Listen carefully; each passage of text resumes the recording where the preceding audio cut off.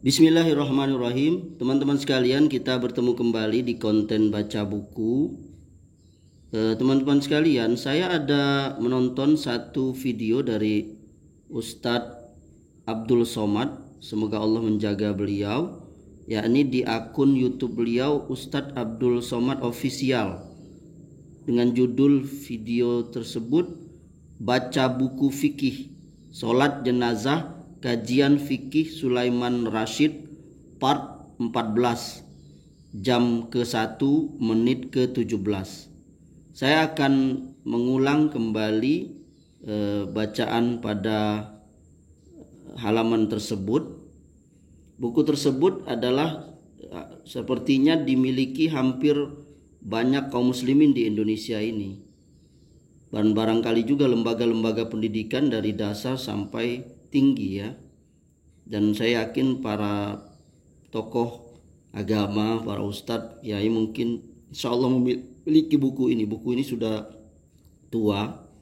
Buku ini adalah buku fikih Islam, buah karya dari Haji Sulaiman Rashid, penerbit Sinar Baru Al-Gensindo. Buku yang saya miliki ini cetakan ke-32 tahun 1998.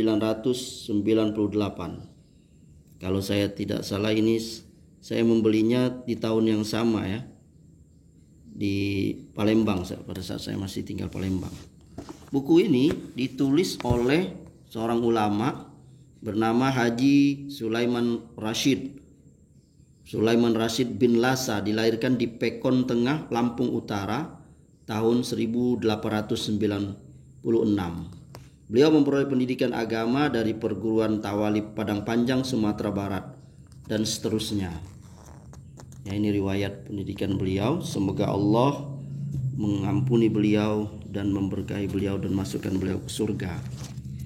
Baik, kita baca buku ini yakni di halaman 189-nya. Di sini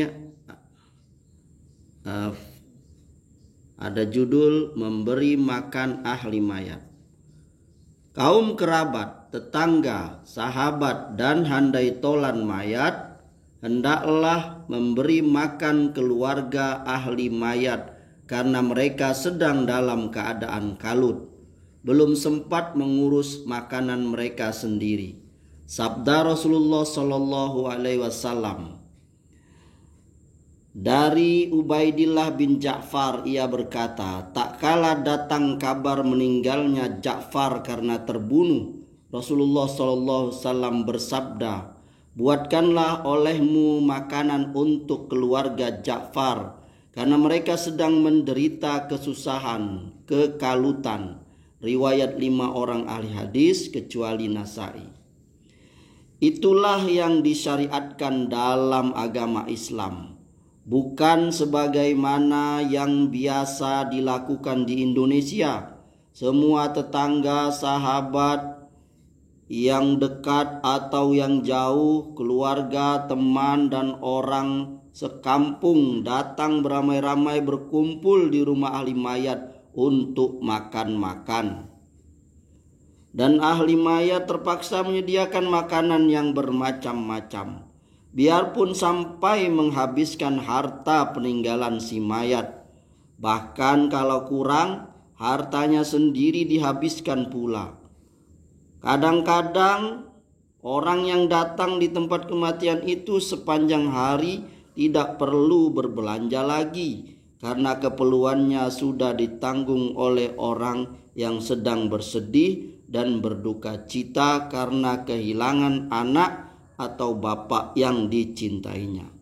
Selain dari perayaan pada hari matinya itu,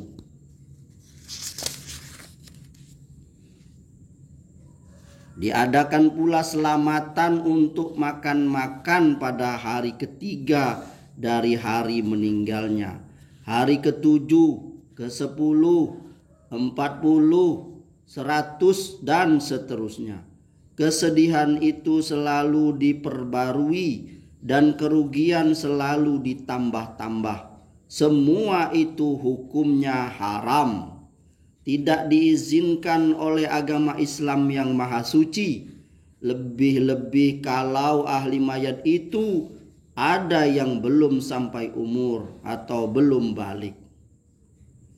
Dari Jarir bin Abdullah al-Bajali, ia berkata, berkumpul-kumpul pada ahli mayat serta membuat makanan sesudah mayat dikuburkan, kami anggap sebagian dari meratap, sama hukumnya dengan meratap, yaitu haram. Riwayat Ahmad dan Ibnu Majah. Memang kalau kita renungkan lebih jauh serta kita pikirkan dengan pikiran yang sehat dan tenang, alangkah sedihnya ahli mayat sesudah ia kehilangan anak, buah hatinya, atau kehilangan bapak pemegang kemudi hidup dan penghidupannya, hartanya dihabiskan pula kalau tidak mengikuti kehendak adat. Ia tercela di mata kaum adat yang berpikiran tidak sehat itu. Sekian, semoga bermanfaat.